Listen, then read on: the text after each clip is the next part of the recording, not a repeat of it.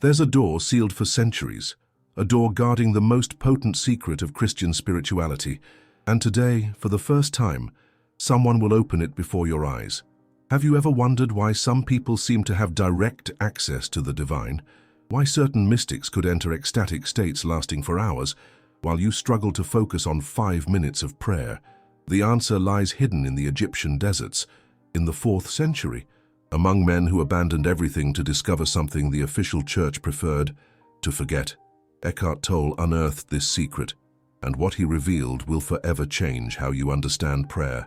But before we continue, I need to warn you. What you're about to discover isn't accepted by most Christian denominations, not because it's heretical, but because it's too powerful. Imagine, for a moment, that you knew exactly how to access states of consciousness that modern neuroscience can map, states where the brain functions completely differently, where the feeling of separation between you and the divine simply vanishes.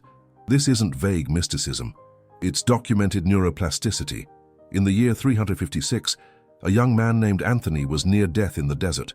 He'd spent 3 days without water, without food, only repeating a phrase silently. A phrase no priest had taught him, a phrase he discovered on his own. But what happened on that 3rd day defied all logic. Anthony later wrote in his letters that as he neared death, a strange sensation began to overtake his body, as if he were being sustained by something invisible. First, a subtle vibration in his chest, then an expansion of consciousness he described as becoming larger than his own body, and then the most extraordinary experience of his life. And then it happened. He described it as an invisible door opening within his chest, as if the silence around him began to speak, not with words, but with pure presence. Anthony recounted that in this state, he could feel every grain of sand around him, as if it were part of his own body. The wind didn't blow on him, he was the wind. The sun didn't warm him, he was the light itself. And even more impressive, in this state of total union, he realized he no longer needed water or food. His body was being nourished directly by the presence. Anthony survived, and spent the next 40 years teaching other monks a prayer technique they called the work of the heart. A technique that produced such dramatic results it was considered dangerous. Do you know why? Because it worked independently of ritual, independently of church, independently of intermediaries. Eckhart Tolle, decades of research later, discovered that these monks had intuitively developed a practice that literally alters the structure of the brain. The prefrontal cortex, the insula, the anterior cingulate gyrus, regions responsible for the perception of self and reality. But here's the problem. Or rather, here's what they don't want you to know. This technique was deliberately suppressed, not destroyed, suppressed, at the Council of Constantinople. In the year 553, a decision was made. Certain contemplative practices were classified as dangerous to the faith of the simple. What did that really mean? That ordinary people were accessing spiritual states without needing the official mediation of the church. But the real story behind this decision is even more disturbing. Emperor Justinian had received alarming reports from across the empire. Commoners, artisans, tradesmen, people without formal theological education, were reporting profound mystical experiences after practicing the techniques the desert monks had spread. Worse still, these people began to question the need for elaborate rituals, ecclesiastical hierarchies, and even priestly intervention to access the divine. A document preserved in the Vatican archives, discovered only in 1987, reveals the true extent of the concern. Patriarch Eutychius wrote to the emperor, "If we allow these practices to spread, in one generation there will be no more distinction between clergy and laity. Each person will become their own priest." It was a threat to institutional control, and the response was systematic. They didn't destroy the texts, so that would have been too obvious. Instead, they reclassified them as too advanced for beginners and confined them to the most remote monasteries. They created an artificial barrier between esoteric and exoteric knowledge. What was once taught openly became transmitted only under an oath of secrecy. Have you ever felt that there's something more? Something beyond memorized prayers, repetitive rituals, the ready-made phrases you've recited for years? That intuition is right. There's a way to pray that's completely different from anything you've been taught. A way that doesn't depend on beautiful words or specific body positions. A way that connects you directly with what the mystics called the presence. The Desert Fathers discovered that there's a silence within silence, a space between thoughts where something extraordinary happens. They called it hesychia, stillness, but not external stillness, internal stillness. And they developed a precise method to access it. Tolle, when he studied these ancient texts, realized something no theologian had noticed before. The accounts of the monks were identical to the accounts of people experiencing altered states of consciousness in neuroscience labs. Same brainwaves, same hormonal reactions, same alteration in the perception of time and space. The difference?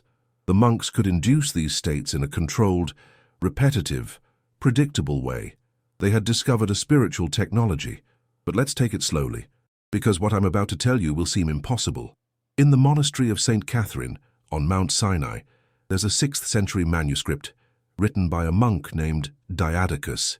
In this manuscript, he describes exactly how to prepare the mind for what they called the prayer of the heart. First step, you need to understand that true prayer doesn't happen in your head. It happens in your chest, physically in your chest. The monks discovered that there's a direct neural connection between the physical heart and the brain, what modern neuroscience calls the cardiac nervous system.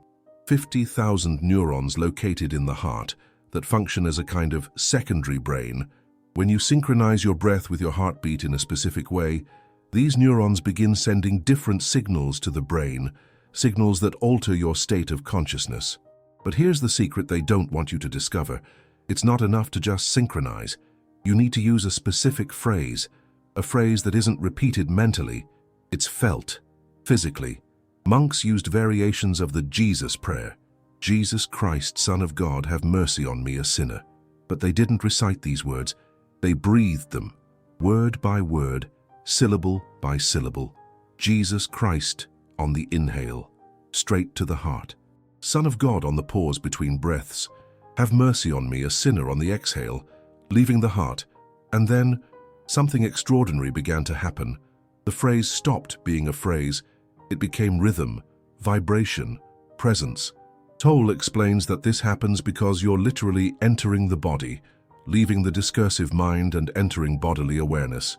And it's in this bodily awareness that presence manifests, not as a concept, as a direct experience. But I know what you're thinking. Why was this kept secret? Why don't they teach this in churches? The answer will shock you, because when you master this technique, you no longer need intermediaries. You no longer need elaborate rituals. You no longer need complex doctrinal systems. You have direct access. And that, for an institution that survives by controlling access to the sacred, is an existential threat. Therefore, for centuries, this technique was preserved only in very restricted circles. Monks spending decades in the desert, mystics living on the fringes of official orthodoxy, until Eckhart Tolle arrived. Tolle did something that none of the guardians of this tradition had attempted before. He translated the technique into modern language. He explained the neurological mechanism behind it. He made accessible what was esoteric, and most importantly, he proved it works, not through dogma. Through measurable results, studies with Tibetan monks had already shown that contemplative practices alter brain structure.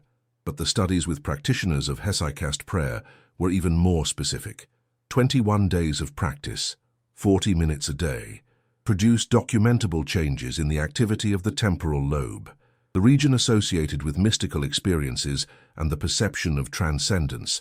3 months of practice permanently alter brainwave patterns. Even outside of meditation, a year of practice develops what neuroscientists call a modified default mode network, a baseline state of consciousness characterized by greater presence, less emotional reactivity, and a spontaneous feeling of connection to something larger. This isn't religion, it's neuroplasticity. But now comes the part that will change everything for you. Tolle discovered that you don't need to become a desert monk to access these states. You don't need to abandon your life, your family, your commitments. You only need one thing: 20 minutes a day of genuine silence, not external silence, internal. And he developed a simplified version of the hesychast technique that anyone can learn in less than a week. But before I teach you this technique, I need to tell you something that will explain why it's so powerful. In 2018, a group of neuroscientists at Harvard University made an extraordinary discovery. They were studying the brains of people in contemplative prayer when they noticed something unusual. The study, led by Dr. Sarah Lazar, used functional magnetic resonance imaging to map in real time what happened in the brain during deep states of contemplation. The results were so surprising that they repeated the experiment 3 times to be sure. During deep states of prayer, a specific region of the brain began to behave completely differently. The superior temporal sulcus, the area responsible for distinguishing between self and not self. This region literally decreased its activity, but that wasn't all. Simultaneously, the anterior cingulate gyrus, responsible for focused attention, showed activation patterns that had only been observed before in Tibetan monks with decades of meditative practice.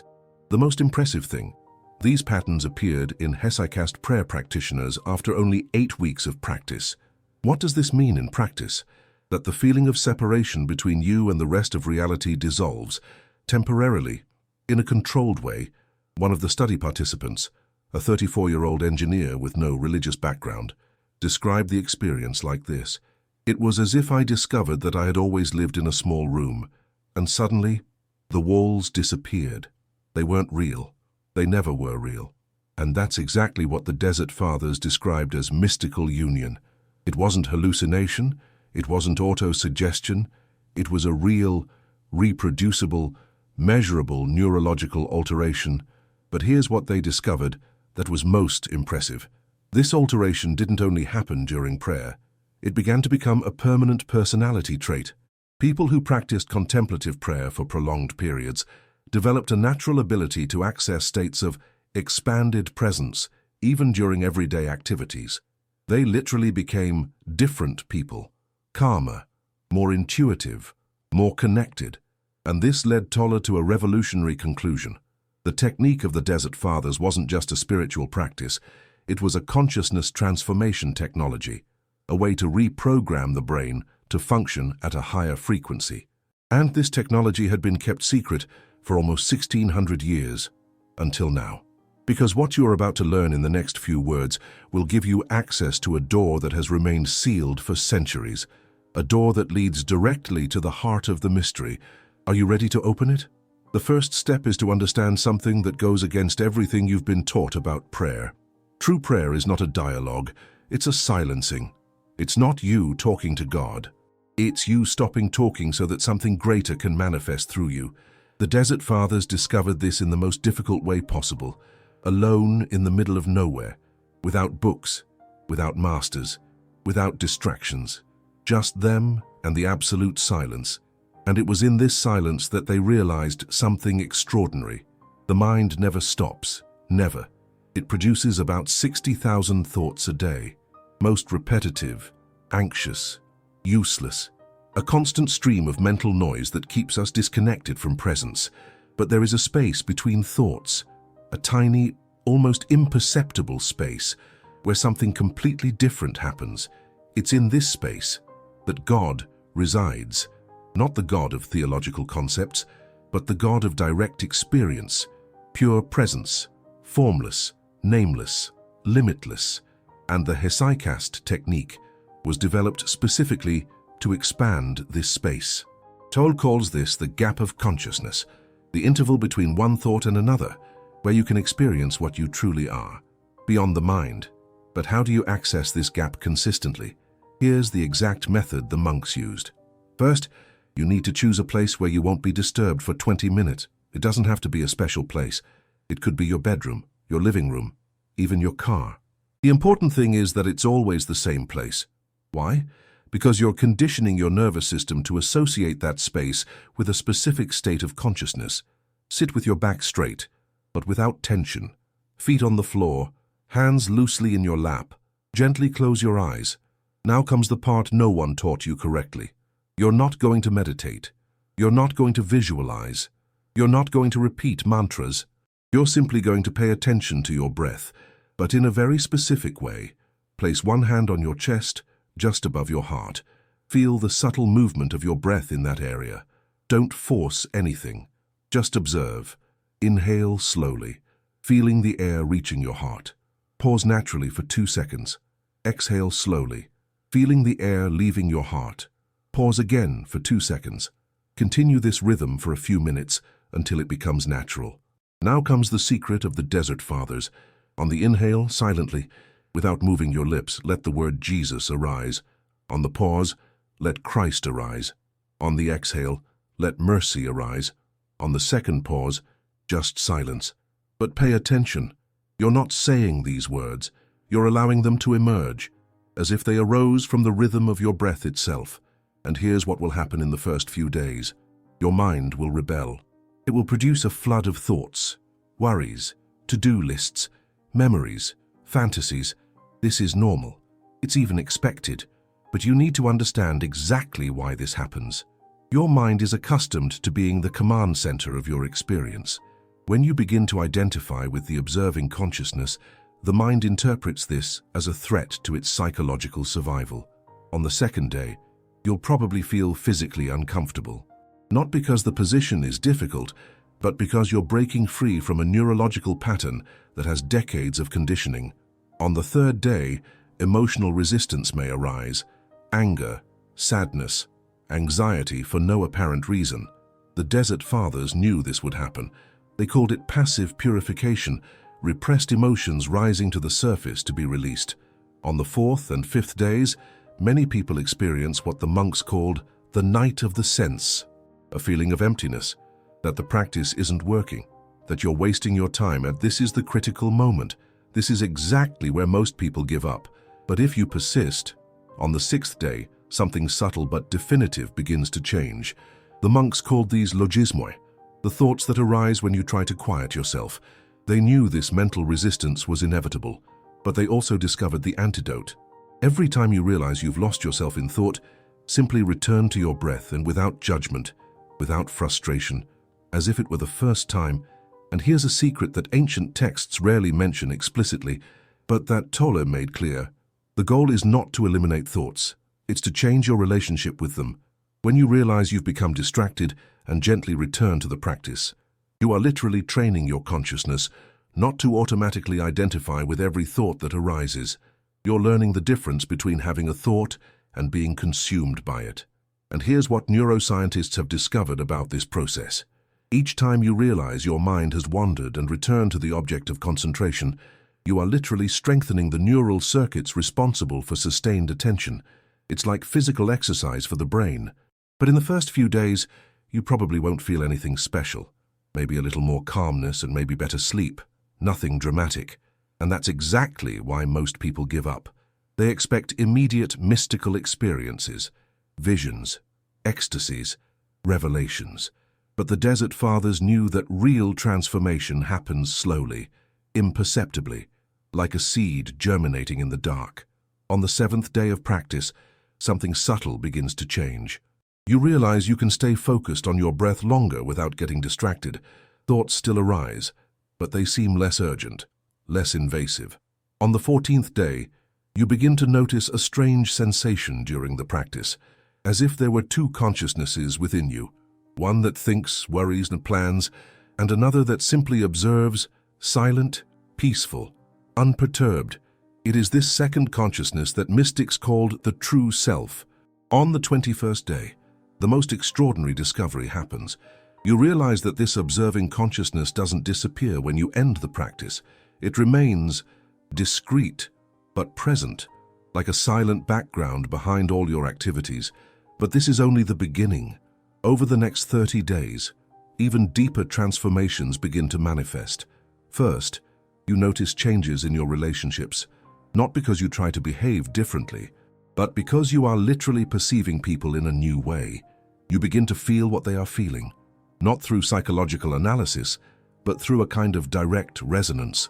Your tolerance for unnecessary drama and conflict decreases dramatically, not because you become indifferent, but because you can distinguish between real pain and suffering manufactured by the mind.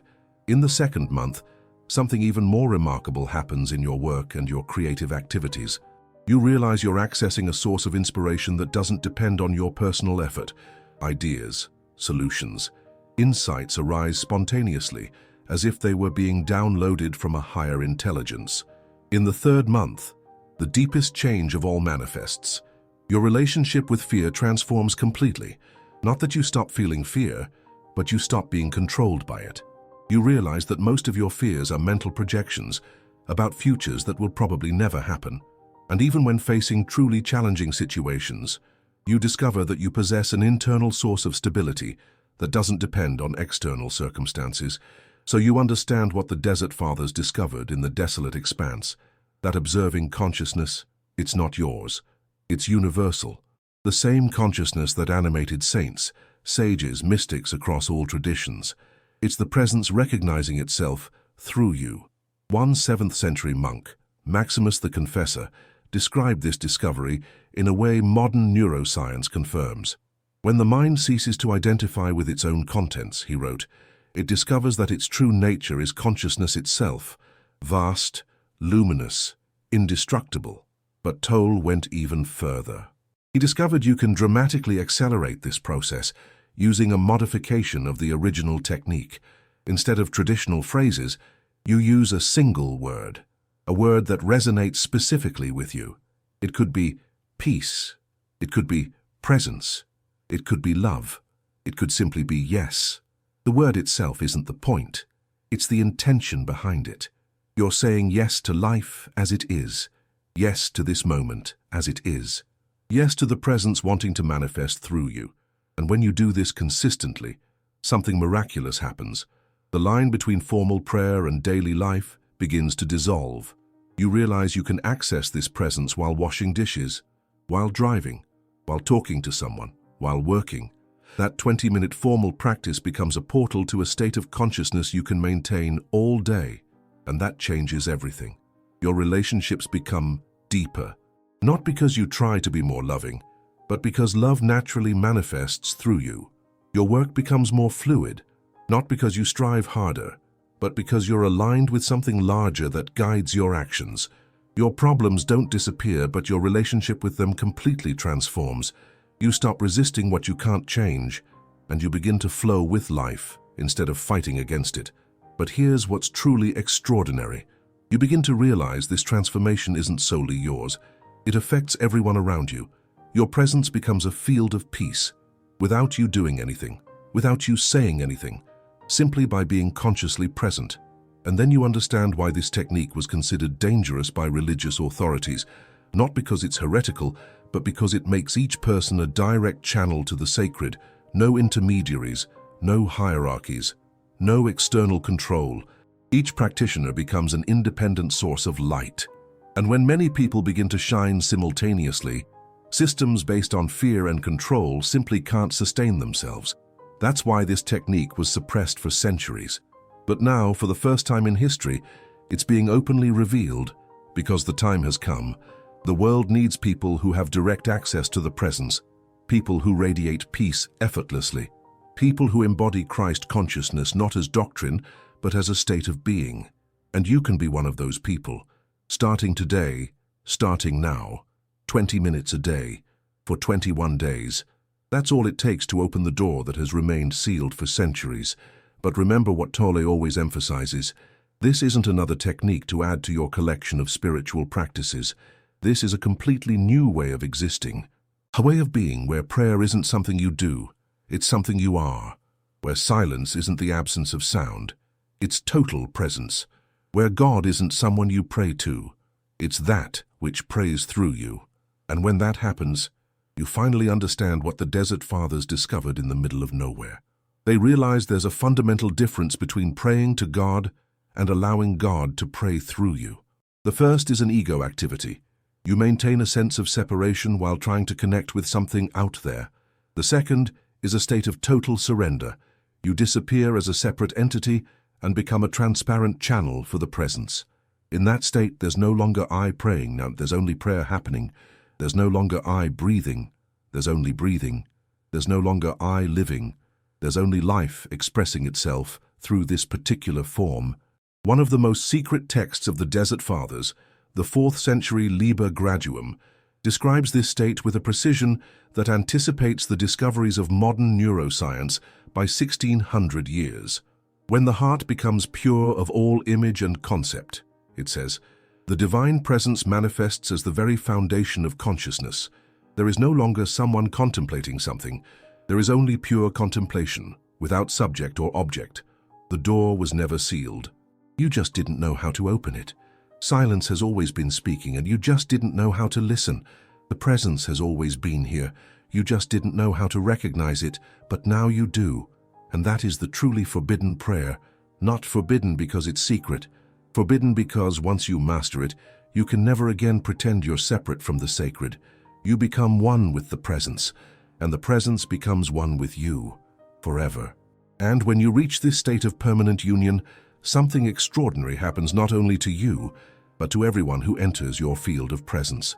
They begin to remember who they truly are, not because you say anything, but because your very presence awakens in them the memory of their divine nature. You become what the mystics called a human angel, a being who walks the earth but radiates heaven. And that is the true purpose of the forbidden prayer. It's not just about transforming you, it's about transforming the world through you.